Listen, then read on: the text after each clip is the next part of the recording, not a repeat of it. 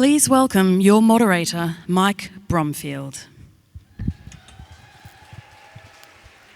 Mike is an event producer and organiser that works with organisations that are looking to make a positive social impact on the world. And he's with us here in Denmark as the online director for YMCA World Council. He also has a long history with YMCA, having worked and volunteered with local YMCAs across England and Scotland, supported delivering YMCA 175 in 2019, YMCA's participation in COP26 in Glasgow last year, and the design of the Youth-Led Solutions Initiative with YMCA San Francisco in March 2020. He is currently the chair of the Board of Trustees at YMCA Essex. Over to you, Mike. Good afternoon, World Council. It's an absolute pleasure to be here. Welcome to the Youth-Led Engagement Panel here in Aarhus, and good morning, good afternoon, and good evening to all of those that are joining us online around the world. I've just checked in. We have people joining us from Canada, South Africa, Nigeria, New Zealand, every corner of the world represented with us here in Aarhus.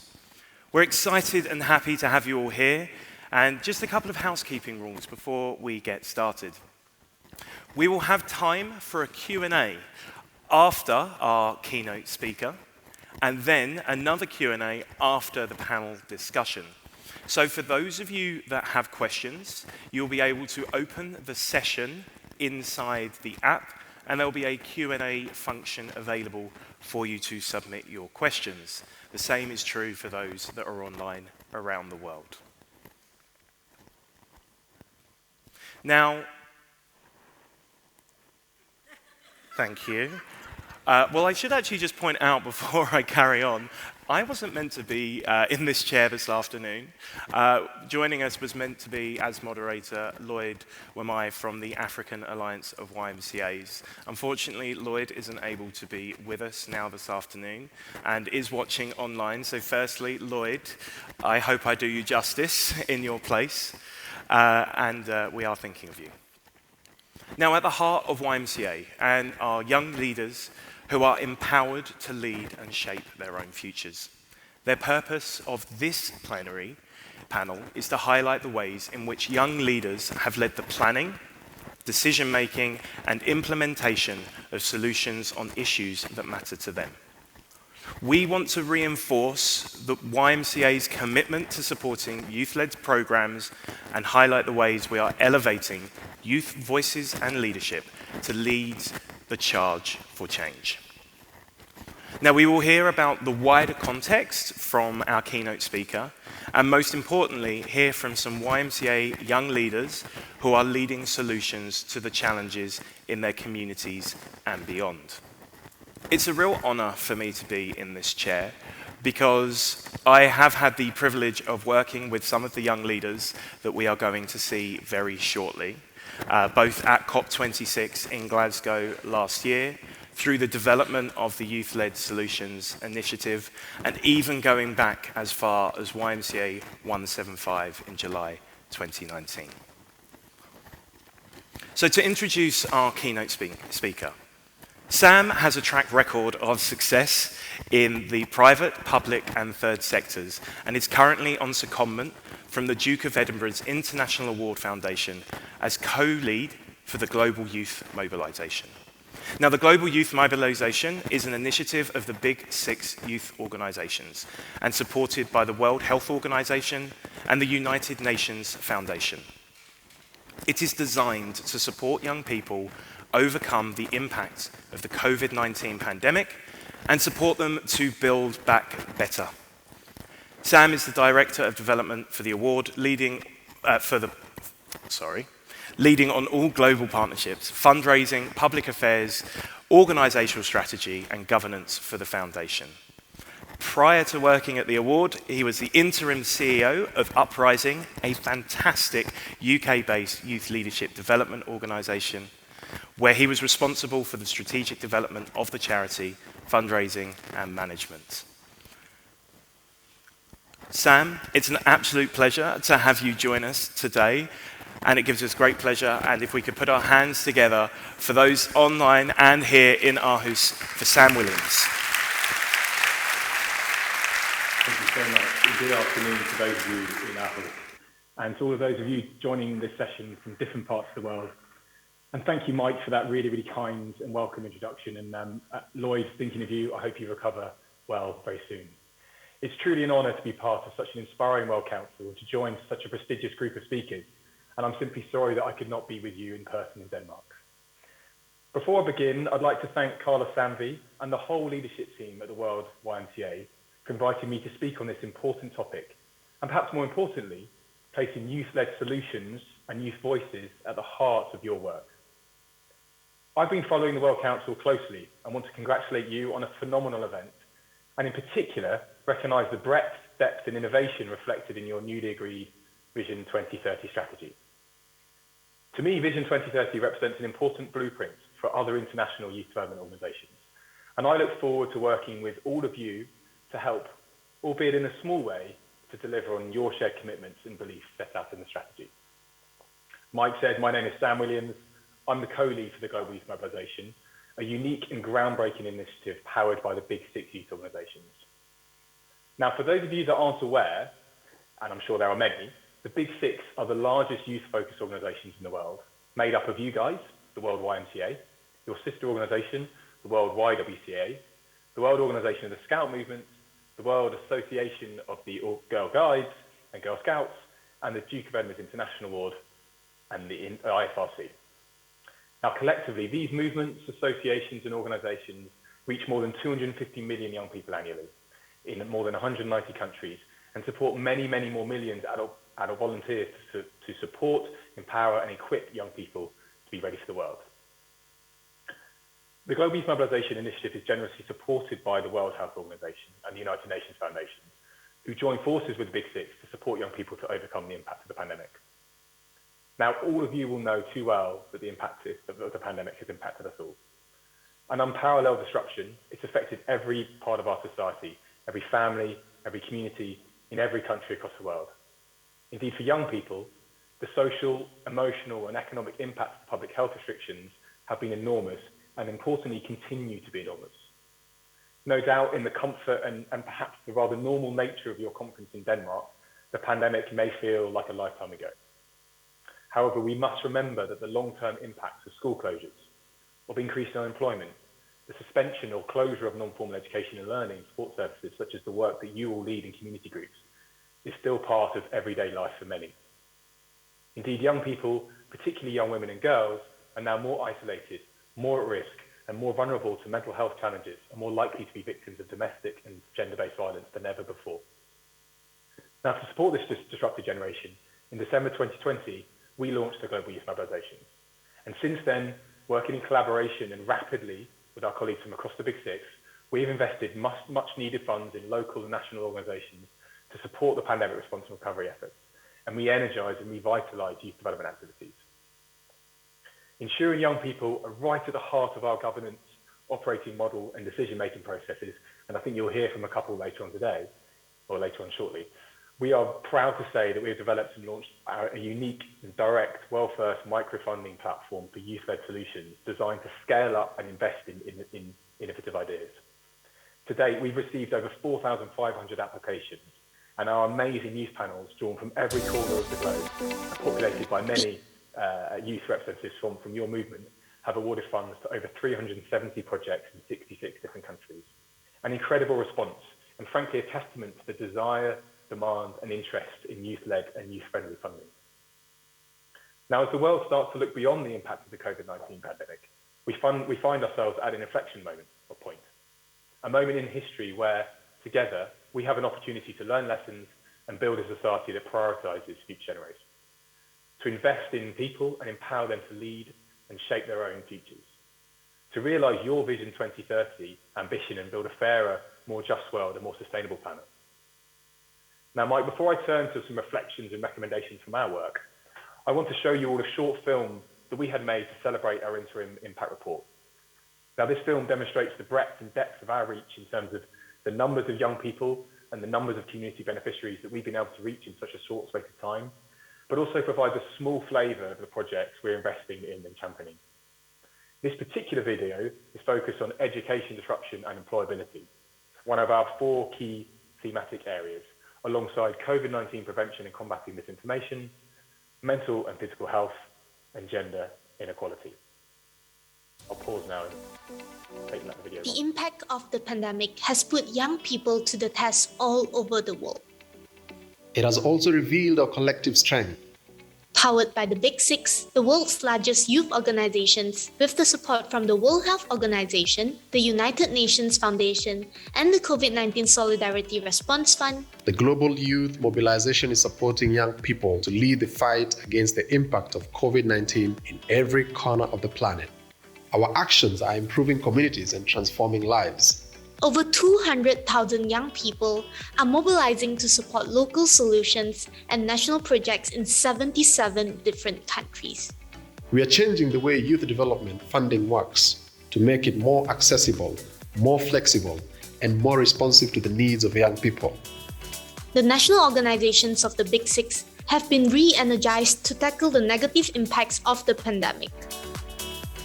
Our energy has been focused on 4 key areas. Young people are working hard to repair the disruption to education and employment caused by lockdowns. The work of the YMCA in Colombia is reducing the number of school dropouts by offering a lifeline to vulnerable students. ¿Cómo generamos 16 iniciativas juveniles para ayudar a nuestras comunidades en medio de la crisis? Las iniciativas estuvieron enfocadas a prevenir la deserción escolar, a fomentar prácticas de autocuidado, a abordar problemas de salud mental ocasionados por el aislamiento social, como la depresión, la desesperanza y la ansiedad. These examples are just part of the story. Young people have so much more to give and to achieve. Wherever in the world we find adversity, wherever the pandemic has left its mark, we are organizing to make a positive difference. The only thing that our communities need to continue this work is you. Your actions can make a difference. By supporting youth-led decision-making and youth-focused policies, you are helping to build a better, healthier world. Invest in the power of young people today.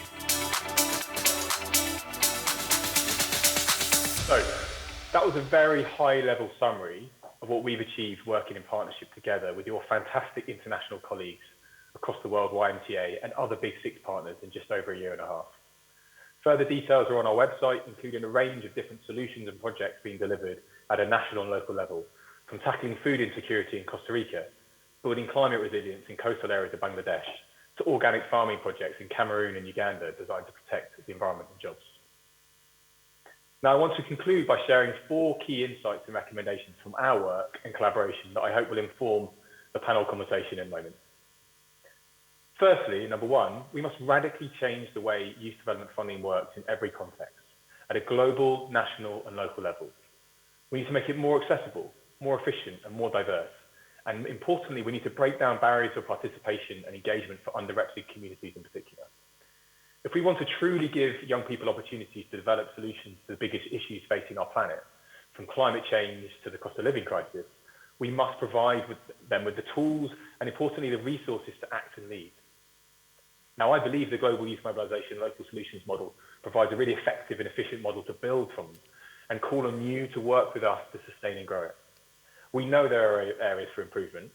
Nothing's perfect, but our model has the potential to transform lives and ensure many more young people can benefit from much needed funding to realise their potential. Second, we must work together to overhaul decision-making structures and ensure meaningful representation and youth-led decision-making at all levels, in all organisations and in all contexts.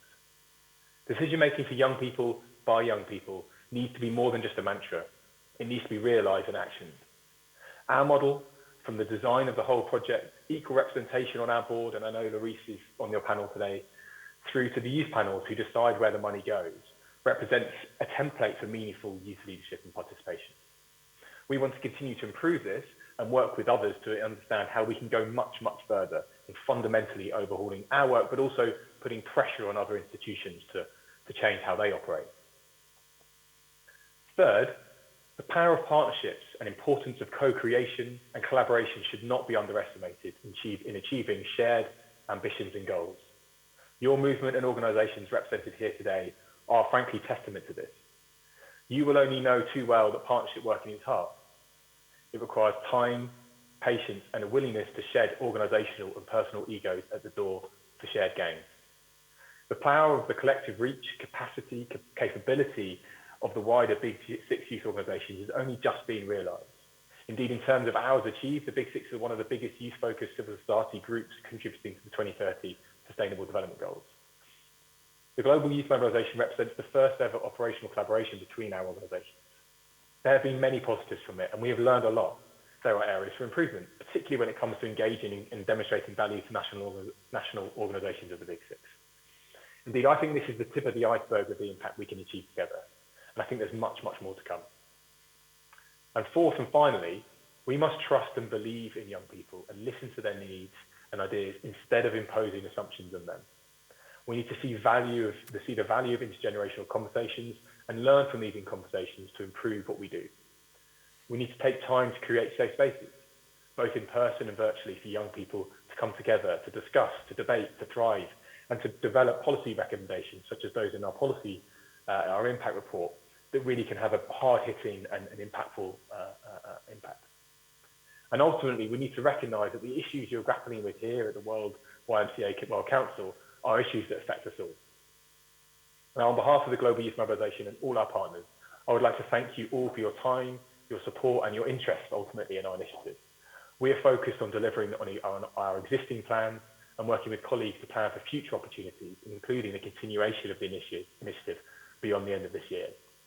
I invite you to join us on this journey, to join us in investing in young people, in their ideas and their creativity. Thank you.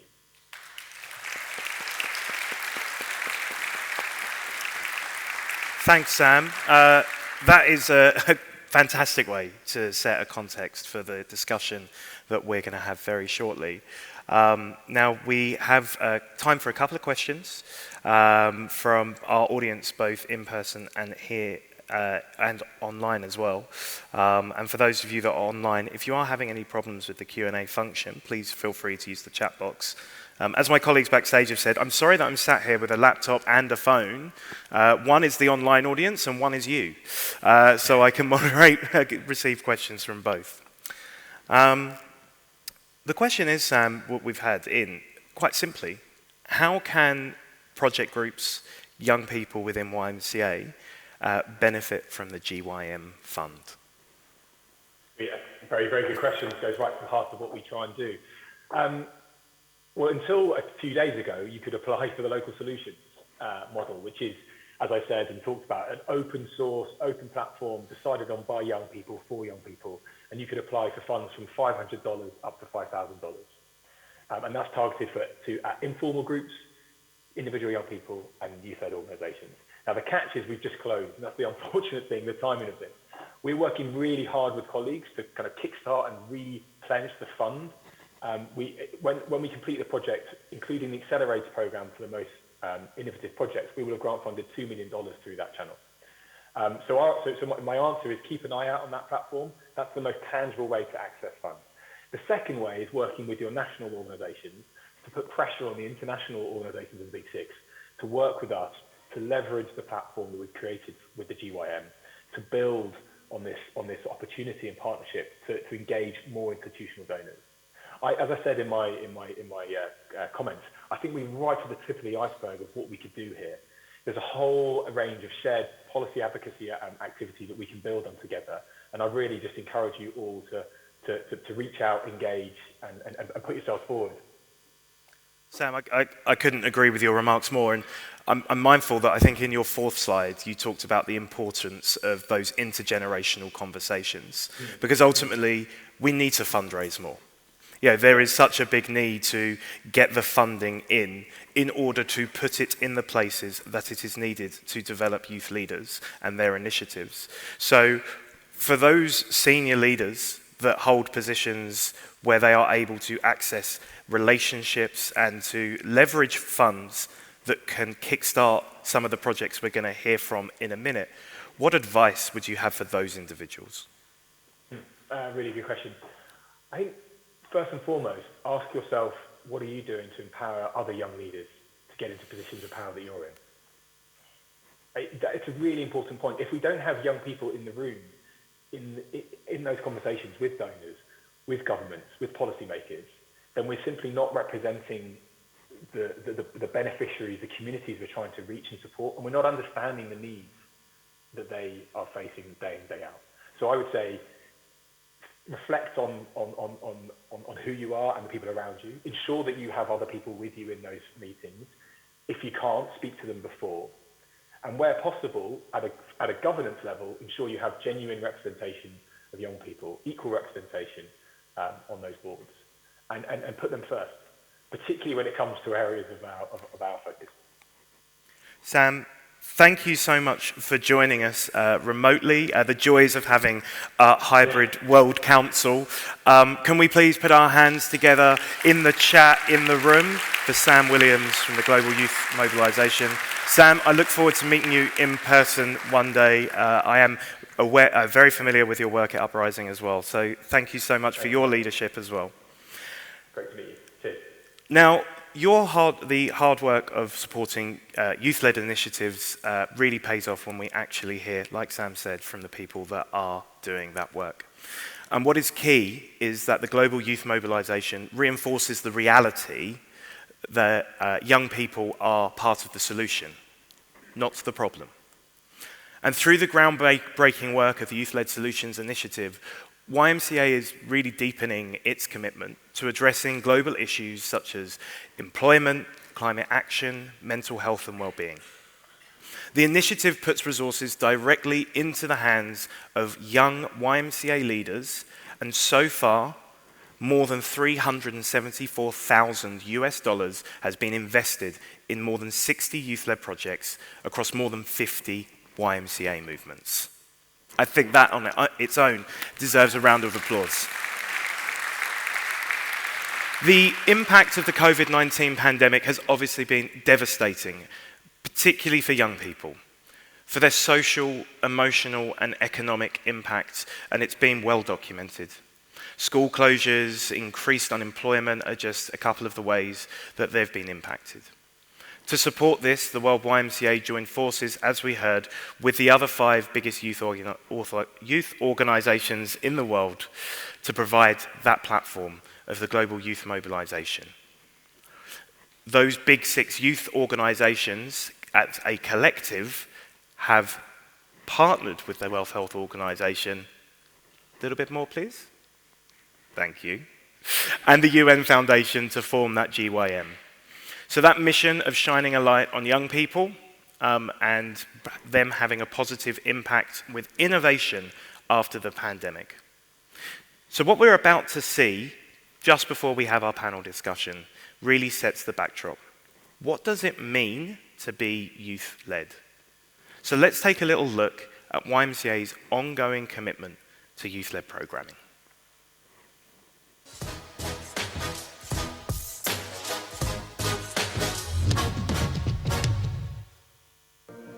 For decades, YMCA has been deeply embedded in communities in every corner of the world. Now we need to support and equip young leaders to be multipliers of change. We are creating an international network and conversation to create solutions. We do this with the Youth-Led Solutions Initiative. We tend to hear this a lot, like young people are the future. No, young people are not the future, young people are the present, and they are our tribe. The journey started back in February 2019. £250,000 has been invested in 35 projects around the world. Young leaders from all over the world convened in San Francisco so that they could design and implement solutions. These young people are incredibly passionate, and if they are given a platform, they will utilize it to work towards positive change. If you're going to represent us, you need to talk to me and understand what my desires and my needs are. We're doing youth-led solutions work, and this is what the YMCA is doing, present in 120 countries. I'd like to think of us as global citizens rather than local citizens. But if you want to have great leaders of tomorrow, the leaders of now have to be great. They have to do action. They have to inspire. Suma Puro es más que un proyecto. Es una idea potente que cree en la transformación de recursos inorgánicos que todos desechan en una nueva oportunidad de construir algo que pueda mejorar la realidad de otras personas. From this trash, we turn it into treasure. I feel happy that this program has been started at our school in my time, and I'm going to be part of that team to make it to reach its fruition. If people know that we are in a crisis, then they'll be able to act differently. YMCA gave me the space to speak and to be the voice of young people. A journey of 1,000 miles starts with the first step. We should be leading by example to show that these things can change, and not just in 10 years, but next year. We're willing to volunteer our energy, our time, our money, because it is our present. You can feel the passion, you can feel that people really care about this. And I'm heartened to see the fantastic work and projects led by YMCA throughout the world, and the work that young people like you are doing to be ambassadors for social change. This is the blueprint, and this can be replicated, and I think that's something that we need to do. Look at yourself, critically analyze what you are part of and the problem with it, and start making those changes with yourself. Regardless of the commitment the politicians are making and are not implementing it. But together, we can make it happen. But do it with love. Do it while you're singing. Do it while you're dancing. And remember that activism actually in the end is quite sexy. The impact of the pandemic has put young people to the test all over the world. It has also revealed our collective strength.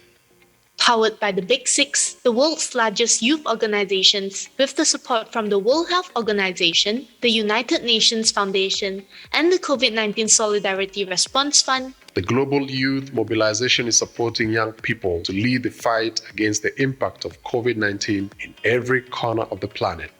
Our actions are improving communities and transforming lives. Over 200,000 young people are mobilizing to support local solutions and national projects in 77 different countries. We are changing the way youth development funding works to make it more accessible, more flexible, and more responsive to the needs of young people. The national organizations of the Big Six have been re-energized to tackle the negative impacts of the pandemic. Our energy has been focused on 4 key areas.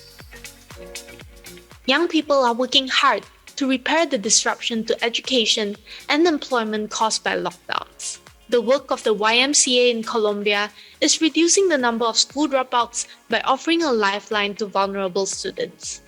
¿Cómo generamos 16 iniciativas juveniles para ayudar a nuestras comunidades en medio de la crisis? Las iniciativas estuvieron enfocadas a prevenir la deserción escolar, a fomentar prácticas de autocuidado, a abordar problemas de salud mental ocasionados por el aislamiento social, como la depresión, la desesperanza y la ansiedad. These examples are just part of the story. Young people have so much more to give and to achieve. Wherever in the world we find adversity, wherever the pandemic has left its mark, we are organizing to make a positive difference. The only thing that our communities need to continue this work is you. Your actions can make a difference. By supporting youth-led decision-making and youth-focused policies, you are helping to build a better, healthier world. Invest in the power of young people today.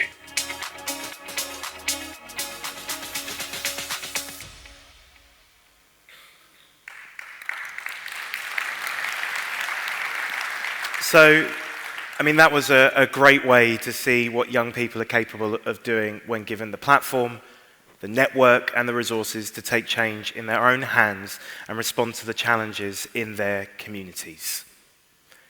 It was a real honor to be able to join some of those individuals that you saw in the video in Glasgow last November for COP26, and I think some incredibly moving remarks, and hello to those speakers that were there that I know are joining us online around the world.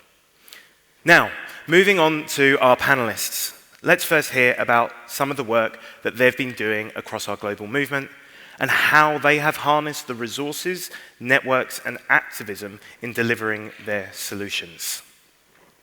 So please welcome to the stage 5 amazing young leaders from across the movement, all empowered through their YMCAs. I'll introduce them all together, and then we'll make a lot of noise and we'll bring them here to join me.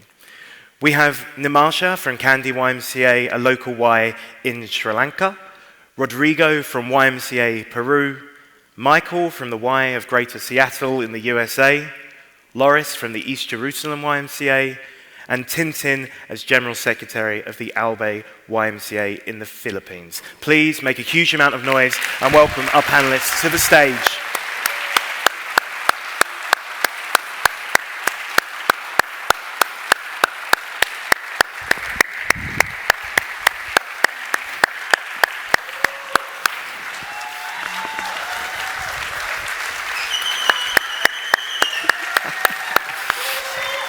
Have a seat.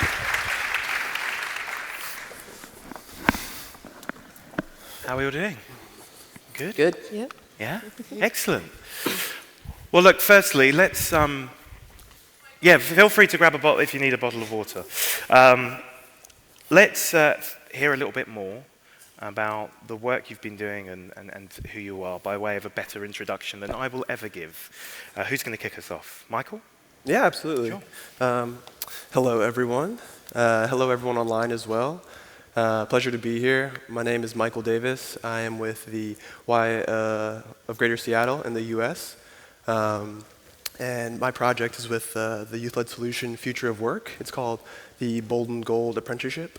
We are centering youth voices in developing and implementing a nonprofit program management apprenticeship model for 21 to 31-year-olds, pretty much focused on Black and brown young people and getting them into outdoor spaces.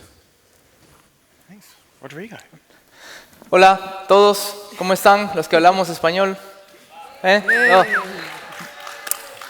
Hola a todos los que están conectados online también. My name is Rodrigo. I'm here all the way from Peru. I am part of the YMCA there as a volunteer leading a project called Sumak Muru, that means good seed. We are transforming plastic waste into infrastructure, sanitary infrastructure for people without proper access to water and sanitation. This is a great pleasure to be here. Thanks, Rodrigo. Loris. Hello, my name is Loris. I'm from East Jerusalem YMCA. I would like to welcome you all and also our online audience joining us online. I basically started as your YMCA summer kid who was a bit of a troublemaker. Also now I'm a youth volunteer in my YMCA and a board member. I'm also representing the World YMCA in the Global Youth Mobilization Board, which you heard a little bit about it from Sam in the videos. And it's a joint collaboration with the Big Six. And I'm really honored to be here representing everyone. I'm also the project lead of the On-Up project from the Youth-Led Solutions on climate change. Wow, thank you. Thank you very much, Loris. Nimasha. Hello, everyone. I'm Nimasha from Sri Lanka. I'm a program secretary of my local YMCA called Kandy YMCA in Sri Lanka. And also, I'm an executive member of a Global Youth Mobilization project, which is implementing in my local YMCA called Y Spaces. So basically, what we are doing in this project is we give all the youth and the students, school children, a space to learn and also empower another school children or empower another youth to gather at the YMCA. So this is really like good project in my YMCA because we think about current situation of Sri Lanka. It's very bad and it's it's very hard for students in education system. So I think this is a best project in my YMCA that we are doing for all the youth and all the children. Incredible. Thank you, Nimasha. And last but not least, Tintin, a dear friend from London. Over to you. Hello, everyone. I'm Tintin Aquino, General Secretary of the Albay YMCA in the Philippines. And in my local YMCA, we have implemented both the Youth-Led Solutions and the Global Youth Mobilization Project For the youth-led solution, we have this climate action program entitled Care for Climate, wherein we cultivate action for responsible education. Last year, we have trained 24 eco-leaders. We have recruited 720 eco-allies with 6 community projects. And this year, we are leveling up to 2.0. We are going across the globe with the YMCA USA on board and another YMCA in the Philippines, YMCA San Pablo, and we are targeting more than 60 eco-leaders with 1,800 eco-allies. And for the global youth mobilization, our project was about the education disruption. We have a project entitled Education on Wheels, wherein we established 118 learning sessions because of the disrupted education, closed schools, and the shift in the learning strategies. So we are happy and proud to say that we have reached out 1,257 children and youth with 92 youth volunteers teaching them. Shout out to my YMCA colleagues in Albay and Philippines. Thank you. Wow, you are all formidable leaders, and I am humbled to be in your presence. So thank you for having me. And like I said earlier, thank you to Lloyd for trusting me with this. Could we go through again, please? Thank you. So Rodrigo and Nimasha, you've both directly been involved in the Youth-Led Solutions Initiative. What would you say would have been the highlights and the biggest challenge of implementing your initiatives? Nimasha, maybe you'll go first for us, please. Yeah, sure. So in this project, we have challenges and also a success, right? So I will tell you challenges that what we are facing when we are implementing in this project. So one challenge was geographical distance locations, and it's really a challenge for us to coordinate each local YMCAs, but because of the geographical distance. And also the facilities available at each locations like vendors, availability of resources and manpower different. And also a meeting budget were a great challenge for us. And also meeting timelines because of the lockdowns, it's also a challenge for us.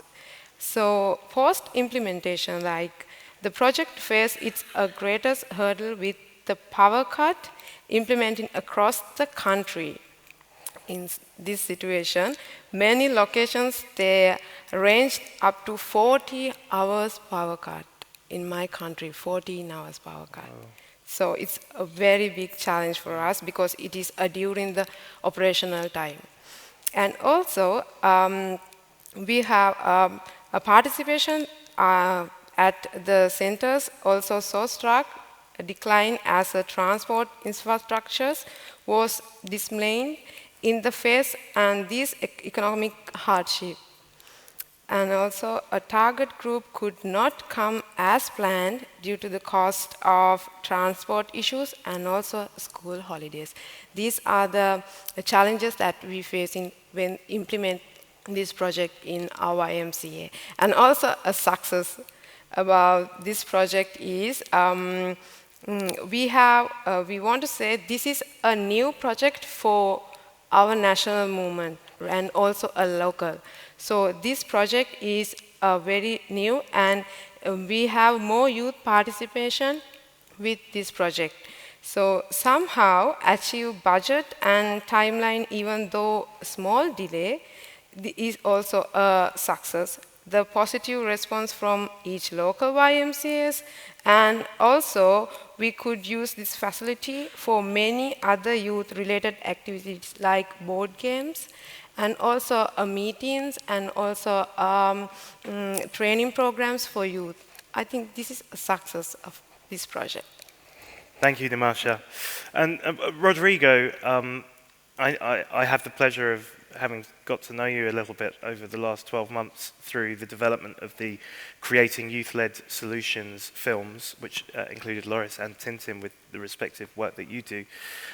What have been some of the, I guess, one, the greatest opportunities, but also those challenges, and how did you overcome them? Well, yeah. I think when I think about highlights in the project, I split them between the goods and the bad ones, right? Like the opportunities and the challenges. And I'd like to address the challenges first, because I think they are the most thoughtful. And so our main challenge was actually engage with a community that is in a different region within my country, and that and get them to appropriate of the infrastructure that we have installed in a small school in Arequipa. That was a major challenge, and we've had a lot of help from our CEO. I hope Rocio is around or watching or going to be watching. Thank you very much. You saved us. And when I think about opportunities or positive highlights, we got to install a sanitary infrastructure for people without proper access to water and sanitation amid a global pandemic. And that is so meaningful for them. Getting to wash their hands every day, getting to... that sort of things don't happen very often, sadly. But on the other side, there's also a great highlight on us, the young people behind the project, behind the design, behind the implementation, and we had to deal with all the decisions. Remember the first time that you got, let's say, your salary, your first salary, and how you felt about that?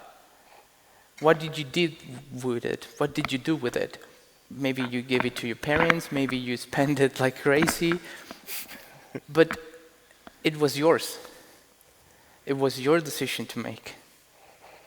And that's how we felt, that's how I felt. So empowered. I could, maybe I could have made a mistake. I, by the grace of God, didn't. But it was mine. And that is, I think, something empowering, powerful, that has taken, the project took me to Glasgow as well. It brought me here. And that is very, very powerful. I'm a different person now. I think that would be. Thanks, Rodrigo. So proud of you. And Michael, when we first met half an hour ago, I said, I've heard a lot about you because you've got some great advocates in this room. And I'm sure at home as well. And just like Rodrigo talked about your CEO helping overcome challenges, we need that intergenerational piece for empowerment to happen. So I guess, Michael, my question to you is, have there been times when, have you felt properly supported? And are there times when you haven't been? And could you talk about navigating that? Because I'm sure there have been ups and downs of the development of the Bold and Gold program. Yeah, absolutely. And so I think, first and foremost, the challenge is, at least in the United States, the outdoor industry, or like the camp world, the white spaces. It's hard to have black and brown individuals in positions of power. And so I think, first and foremost, just addressing the like oppressed versus oppressor kind of dynamic throughout those spaces and who actually holds the power. And I will say, very much so supported. Big shout out to my supervisor, Courtney Aber, Robin Giles, and Keith Koss. Those individuals have done so much for me.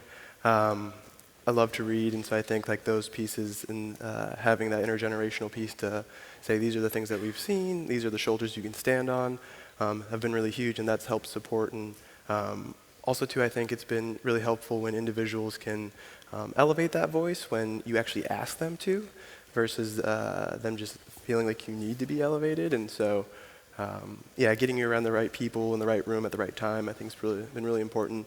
And with this Bold and Gold piece, like I said earlier, it's between the edges of 21 and 30, and I just turned 30 in January, and so a little bit of my own ego kind of got wrapped up into the project because I can see myself so much in it, even though I'm kind of like overseeing the project. And yeah, it's just been a fantastic practice in patience, and I also took embracing the unknown truly of like a project that we're kind of replicating off the model. This city is beautiful, and a lot of the bricks and stone that have been laid, I would imagine way back in the 1800s, were laid by like master bricklayers and those apprentices, and those individuals maybe didn't go to a traditional four-year school, and so I think in certain parts of the Y, we use education, and at least in the States, it's incredibly expensive as a barrier to keep certain individuals out. And so to say, hey, we're looking for really good individuals, and we want your personality, and we'll give you that experience through a like one-on-one model, has been really incredible to see. Thanks, Michael. Thank you for sharing that with us.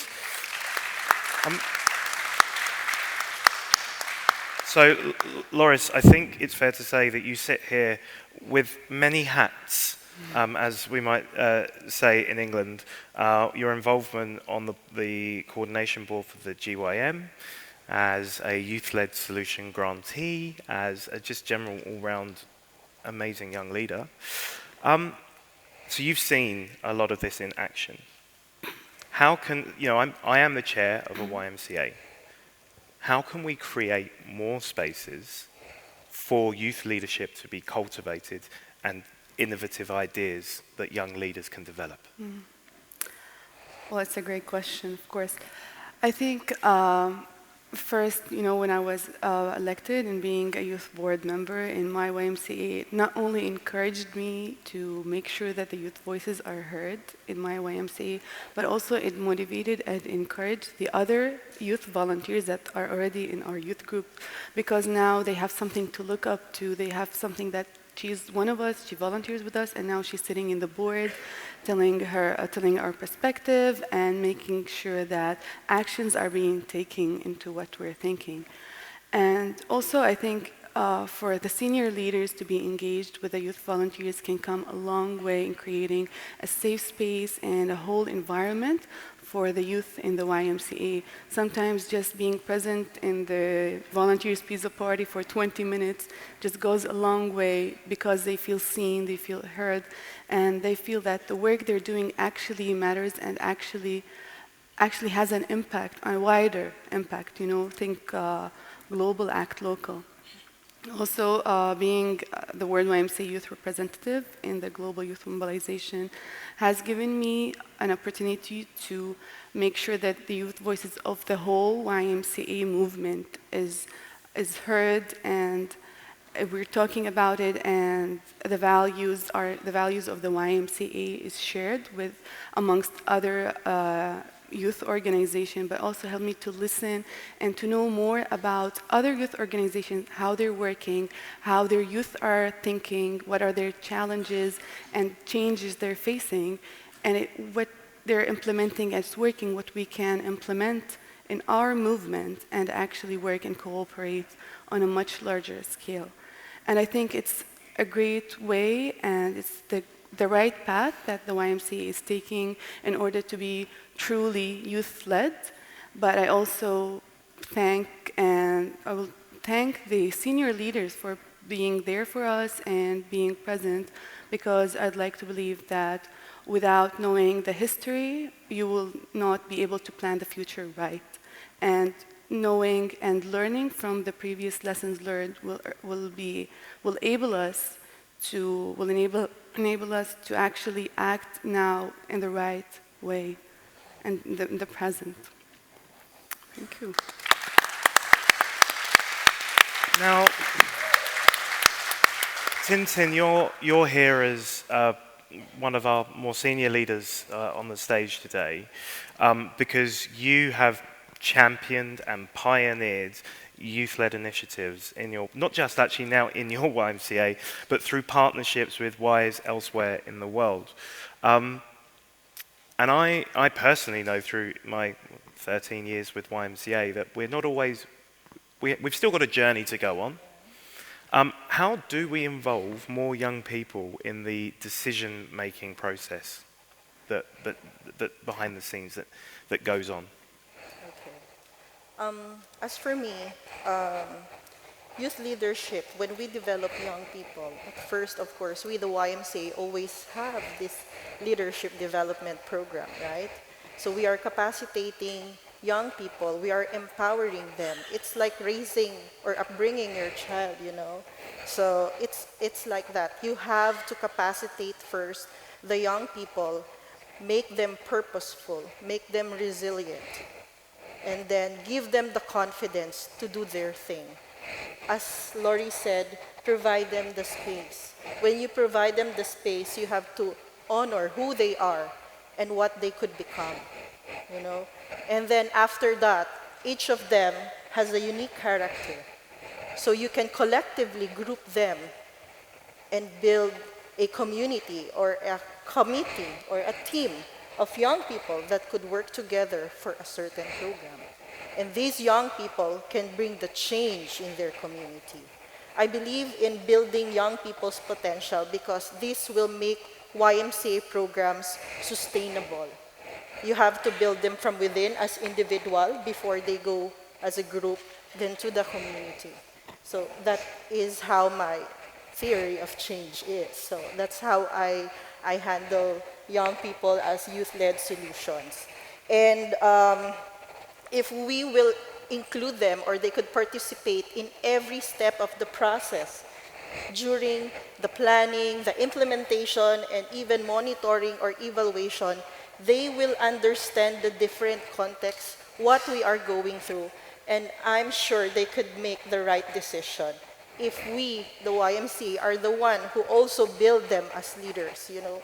So it's like training your child and letting them out to the community, so you have to trust them for their decision making. These young people are the successors of the YMCA, so we have to really give them the space, trust them. We, the senior staff and the YMCA lay leaders, could oversee, monitor, and guide them through this process. Thank you. Thank you, Tintin, for championing in the way that you do. And actually, to speak to that, yesterday I was sense-checked on my own role in leadership when one of our incredible young production team members came up to me and said, Mike, I would, tomorrow, for that thing you were going to be doing, could I ask someone else to do it? I was sort of thinking, I kind of wanted to do it. And he said, but it would be good for them, it would be good for their development. They are a young leader. And that's when I had the sudden realization I'm no longer young, apparently. And so I think that it's about making space as well, isn't it? It's about knowing when there is space that we create. But also I think from the perspectives of when I was young, we have to take the space as well sometimes. And Nimasha, I wonder if you might be able to talk about any of the ways in which you have created space in order to be able to lead as a young person. Yes, in my YMCA, so there are so many young people and especially young adults that they don't have the opportunity to do or to do whatever they want to do, or they don't have opportunities to learn, they don't have opportunities to get the trainings or anything. So we create the space for YMCA youth to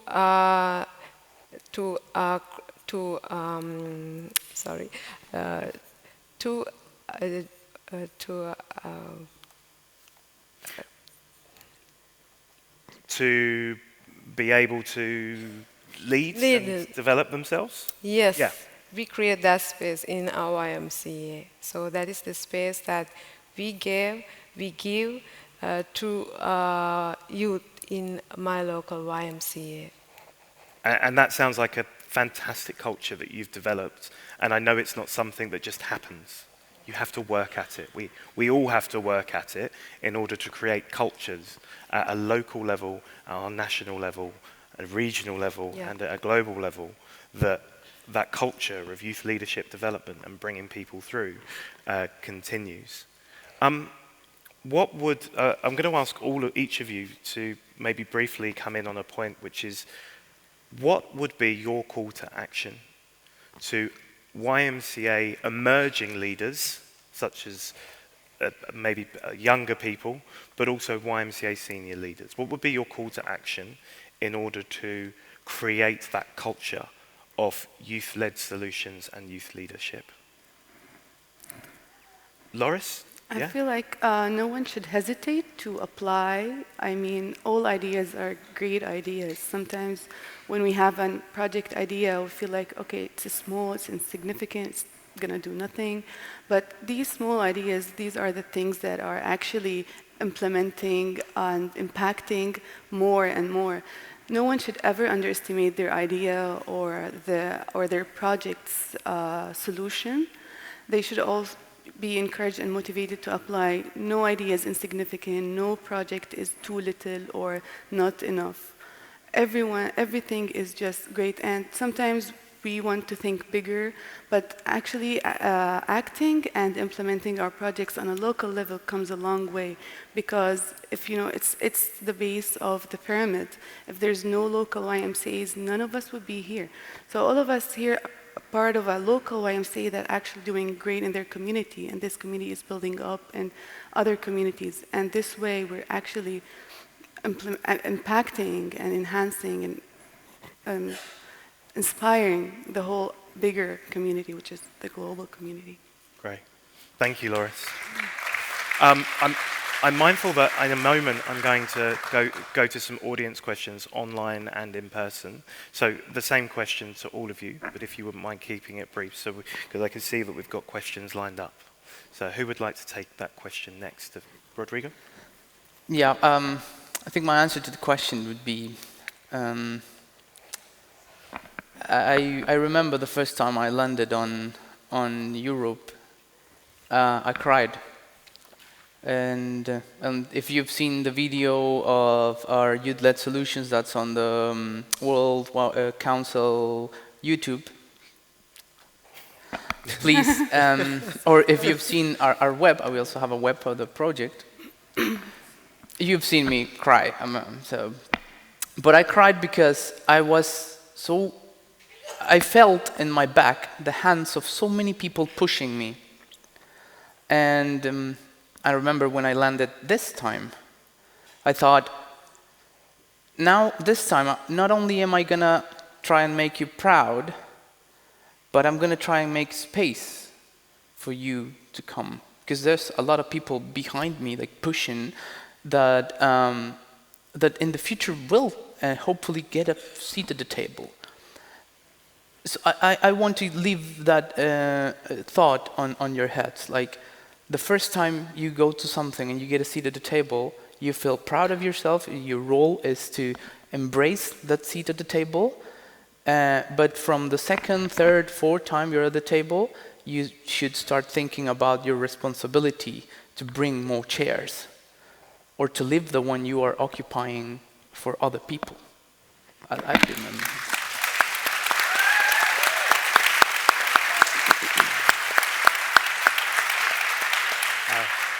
Michael? Yeah, I think the two things that come to mind for me around a call of action would be there's a lot of issues, and they tend to be polarized, and I don't think they should be. And my call to action would be, if you plan on supporting a youth voice, check the ego and those issues that aren't actually polarizing, don't let them be. And then I think the other thing kind of attached to that is truly looking at things through integrated lens. I know we have these 4 wonderful pillars, and we're digging super deep, and I even feel somewhat siloed just in my specific pillar. And so when you go back to your whys, when you go back to your associations, share all of those pieces, because I don't think collectively we can get there without addressing all of those. So yeah. Couldn't agree more. They're so interconnected. Yeah. They're parts of a jigsaw puzzle. Exactly, yeah. Tintin? For me, it would be, action speaks louder than words. No matter how much we sit here and talk about it, without action in the local community to the global network, the meaning, the words that we are speaking here have no meaning. And through action, it will put meaning on it. And I hope we, the staff, the lay leaders and the young leaders, if we want change, then be the change that we want to be. So as lay leaders and staff, young people are looking up on us. So if we want them to give them space, show them the right path, so be it. So for me, that would, thank you. Thank you, Tintin. And Nimasha? Yeah, for me, I think all YMCA need to rethink in different manner, right? Because where we open out the table for youth, and also we need to give a proper hearing for them. No proper listening power due to overrule, but actually what has to happen is that we need to encourage them to bring their ideas. And ideas, then listen to them, and then support the execution with proper guidance and providing them with the space. I think that's we have to rethink as a YMCA, the old YMCA. Thank you, Nimasha. I completely agree. We're now going to take some questions from the audience. So I'm sure we won't have time for a huge amount. Please, when you share your question, if you wouldn't mind posting through the session in the app. So if you go to the schedule, all sessions, and then find the Youth-Led Solutions Engagement panel, and through there's a Q&A function. Please share where you are from when you are asking your question, because I think it's great to show that global diversity that we have here in Aarhus and around the world. And it's at this point that I have to have 2 devices again. Whoa, there's a few there. You've obviously triggered some thoughts in people's minds. Give me a moment.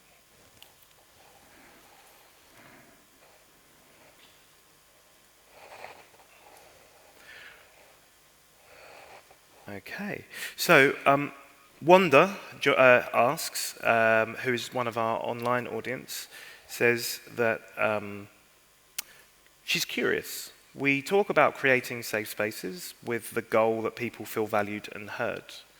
How would you feel that this panel has created a safe space in order for you to share your experiences and come together? Let's sense check ourselves, I think, as she's asking. Please feel free to share. I'm not sure I got the question right. So. Sure. So she's saying, how has this panel created a safe space for young people with the varying degrees of life experience to come together? Right. So, I think this is the YMCA. And that is very meaningful for me. Yeah. As you know, well, I come from a very insecure country, and you're always keeping your stuff with you because you might get them out of you. But every time I get to a YMCA, and YMCA is its people, you know, I see the badges, I see that you're a YMCA, or I hear that you're a YMCA member, and all of a sudden I feel more comfortable, more secure, safer. I feel comfortable with myself. I feel that I can express my ideas, and you can listen to them, even if you don't agree with them. So I think that would be my insight on that. I think it's part of. Loris, yes, yeah. I also like to add that we're all here setting a life example of, we just went to the YMCA to have fun, to see our friends, and now we're all leading projects in the YMCA and representing the YMCA in various sports. Like, I would like to think that here we all started from scratch, like the ideas we had for our projects were just a fleeting idea when maybe we were sitting with our friends, or maybe we're just eating a snack or something. And now these small ideas has led us to us being here in the Word Council, in this panel. I think this leads to creating a safe place for other young volunteers to actually turn their small ideas into big ones and into reality and work for them. You never know where they will reach, and you never know where you'll be next year. So I agree. Yes, we have to give up that trust in order for that development and that sustainability to happen. And actually, someone in the room has asked the question, very linked to this. How do we address sustainability when developing youth-led projects? Is there a danger that we inflate hope with short-term funding that only gets deflated when the funding runs out? I think that's a very fair question. Michael, is that something that you've had experience of? Yeah, so the Bold and Gold Apprenticeship Program, we were able to gain funding through the Youth-Led Solutions Future of Work, and that actually helped us pay these individuals who helped with the development now in the implementation process. And so, yeah, it's a huge challenge to realize that you need to come up with an idea that is like sexy enough for people who have more money to want to give you. And I think it's a reality too that the work that we do is not easy, and it is emotionally taxing, and being able to actually acknowledge that, create spaces for yourself and the people on your team to recuperate is really important. But yeah, I think it's, I'm sure most folks in the room, if I chatted with you all, there's plenty of stories you could tell me where funding ran out and it was a really great program and then it maybe never got picked up again, or 5 years down the road it gets picked up, or it's just, I would say just trying to find a way to keep that light lit, even if it's just one individual at the organization, is really huge. Yeah, I really agree. And I think building on that, part of developing those sustainable initiatives is telling the story of the initiatives, right? That's why we did the Creating Youth-Led Solutions short films project that we showed at COP26.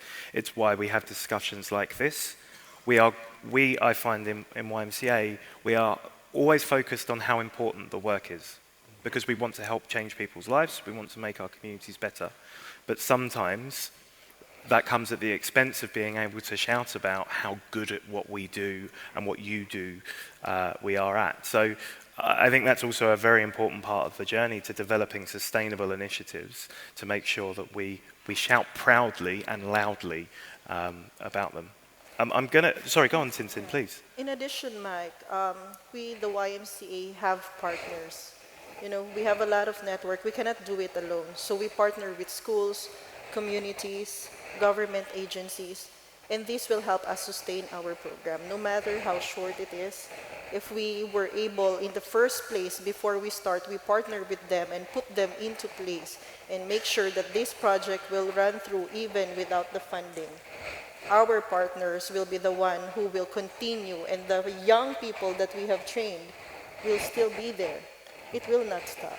Yeah, trust me. I've been decades there, and I don't know how to stop it anymore. Great question from one of our online attendees who's asked without a name. Just quickly, out of all of you, who's a YMCA staff member? So paid staff, quick show of hands. Great. And then so Loris and Rodrigo, you are both YMCA volunteers. So the question is probably more geared towards you then. How do you balance between your non-YMCA commitments and your YMCA voluntary work? If you, as a young leader, I'm sure you have lots of competing priorities. How are you supported and able to develop while also doing it in a voluntary capacity? Can you start? I can, yes. I actually remember I answered this at COP, and I had a lot of people asking how do you do this kind of things. It's out of passion. It takes a huge amount of passion and believing that what you're doing is worth doing. So I have a full-time job, I have families, I have other relationships and friends and so on, but in the end of the day, when there's matters of the project to attend, I attend them. And some of my friends and I, we have lost nights of sleep. We're healthy, we're fine, we get them back. But I think my answer to the question would I'm not going to sell it to you like it's easy. I'm just going to tell you it takes a huge deal of passion and commitment and mostly believing that what you're doing is worth doing. That's what something a friend of mine told me. He told me, believe it, créetela, me dijo. Because you're going to get there somewhere. Thanks, Rodrigo.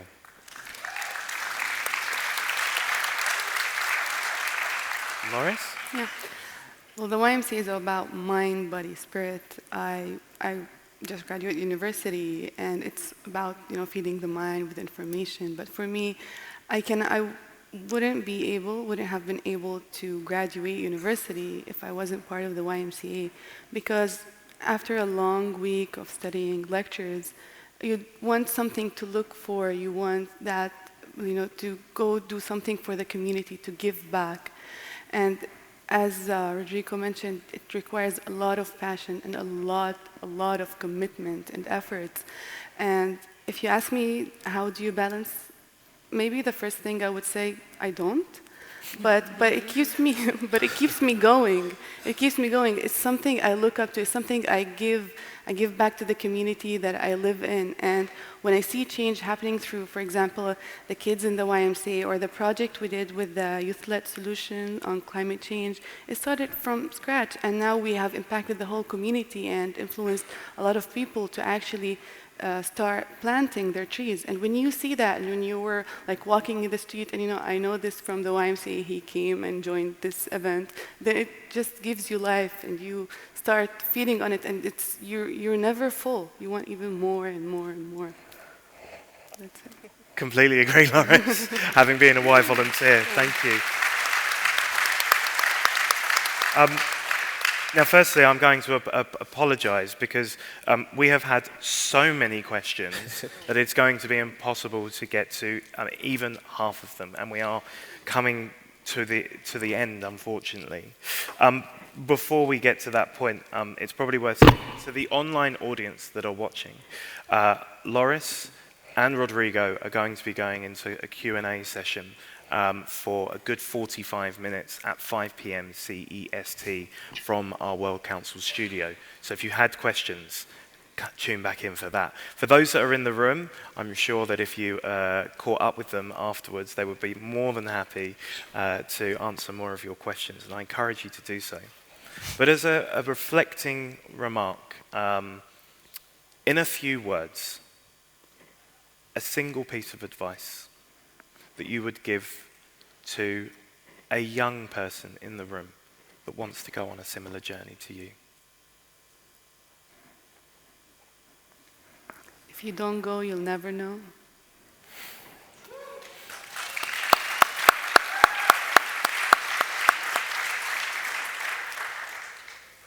I think it'd be, make sure that you're not going to regret whatever decision it is you're making. Because if it's fear holding you back, carry it on with you. Like, take fear with you, because eventually it's going to wear off. If you don't try it, you're going to regret it. I can assure you that. Thank you, Rodrigo. Michael? Yeah, I have a quote book that I really enjoy, and this one came to mind. It says, "It's foolish, says the brain. It's risky, says the body. Give it a try, whispered the heart." And I think if we lead with that heart-centered approach, like the passion you talked about, you can't go wrong. Tintin? To add to Michael that you can't go wrong when you enter the Y, as I have said. Once a wire, always a wire. So once you enter, you can never get out now. That's why we have lifetime members, right? So true. Nimasha? Yeah, I would say like think different and also try different. Then you can find a different way and the right way. Nimasha, thank you. And I think just to close, for me, find good mentors. Find people that look after you, because there's some people here at World Council that were mine, and I wouldn't be where I am without them, so thank you. They know who they are. Now, I want to thank all of our amazing panelists for their insights and also the work they do on elevated youth voices. Can we please put our hands together for Michael, Rodrigo, Loris, Nimasha, and Tintin for their wonderful leadership. You inspire me. But now we have a very special announcement that we want to make. And to make that announcement, I believe a good friend and colleague, Mary Chris, is going to join us on stage.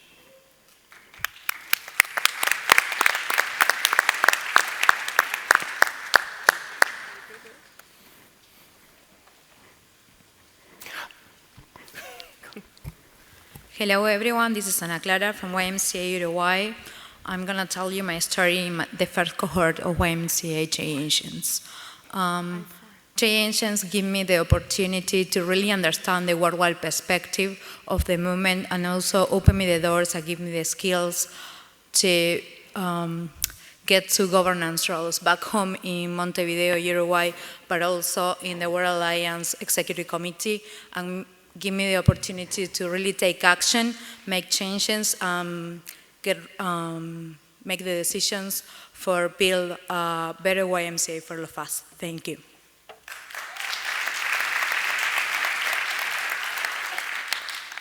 My name is Andrew Corley. I'm the CEO of the YMCA 7 Council Fires, formerly the Sioux YMCA in the Middle of America. Being part of the change agents in Cohort 2 opened up the world to me. I learned so much more about what it meant to be a leader, what it meant to be the change. It gave me connections to mentors and friends on a global level, introduced me to pin badges. But it also got me to realize that I wasn't going to be the leader of tomorrow, I was the leader of today. And the mentorships and friendships I got through the change agent process pushed me to become one of the world's youngest YMCA CEOs.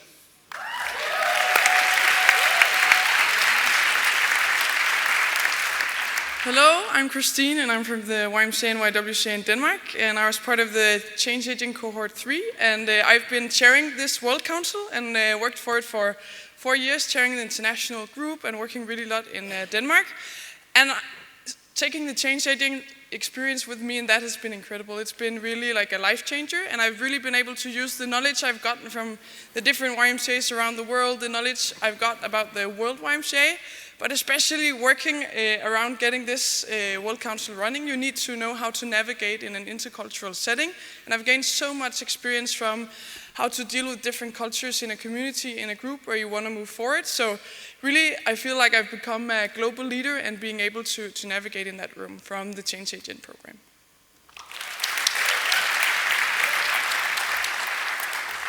Hello, you know who I am by now.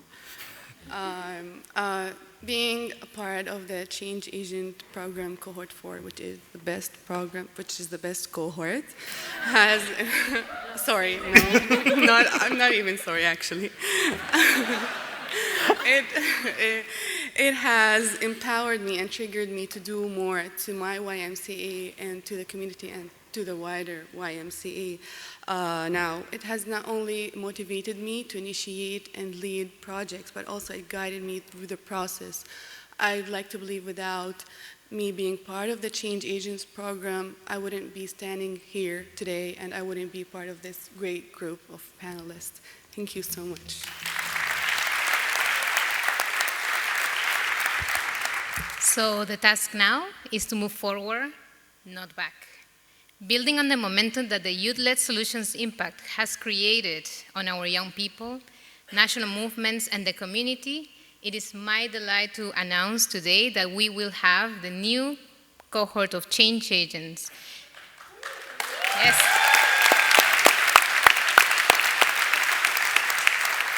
As promised by our General Secretary, Carlos Zambi, in 2019, the change agent will begin in January 2023. Change Agent 5.0 will incorporate governance, advocacy, and youth-led solutions foundations, enhance leadership skills, underscore all these three focus areas. So, through our new Change Agent program, incorporated with the youth element, we endeavor to empower and connect young people from across the globe who are filled with energy, as you have seen today here, and are filled with optimism and idealism, and are going to take youth empowerment to new heights. And these young people, They are not weighted down by always. They are creating new paths as agents of change, and these are the elements for success in this 21st century.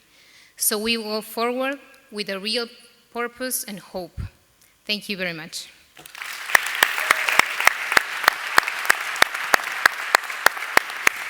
I am incredibly excited for Change Agents 5.0 or Cohort 5. Cohort 3 is definitely the best. Thank you.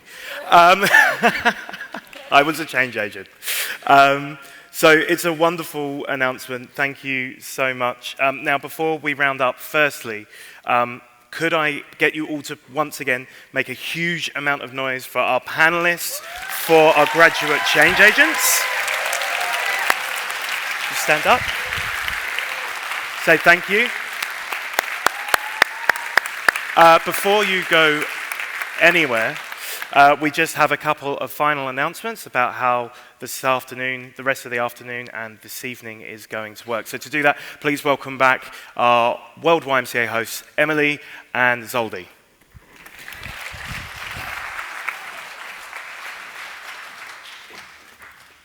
Hello. You must be missing us. You haven't seen us all day. Wow. Can I just start by saying I am so excited that a new cohort of change agents has been launched. It might sound a bit repetitive, but I too was a change agent, so I am super, super excited. Can we give that a round of applause, please? So we do have a few very short announcements to make, and then we will all let you go into your break. Now, for those of you wearing masks, thank you. We have had a few COVID cases reported, as you might already know, and so that is why we're asking you to wear masks during the plenaries. So thank you to those who are. Now, tonight is another very, very special evening. We have Dinner with a Dane. And if you have registered for Dinner with a Dane, we ask that you be back here in the foyer at 6 o'clock. Because we will have volunteers who will take you to your designated dinner. Now remember, out of respect, these families have purchased all the food for the meals and they've put a lot of effort and energy into cooking you dinner tonight. So if you have signed up, please do attend that. Now, if you are struggling and you would like to attend and you don't know your number, please come a little bit early and we can help you out. Both of them were amazing in their responses and their features. And as we move into our 30-minute break, what they're hoping to do, we have one more World Council tradition to address. After that, you'll have the opportunity at 4:30, we will start moving you all outside to the front of the music house. In the grass area next to the later road. On today, we'll also and have here we will take a World Council group photo. collabs. So please move quickly to the area and remember to bring a mask. We recommend you wear it while we gather and organize for the photo, and we'll give you a signal to take it off when it's ready. All right? And remember, write to the collabs tomorrow at 8:30, and see you and have a great evening. Thank you. Thank you.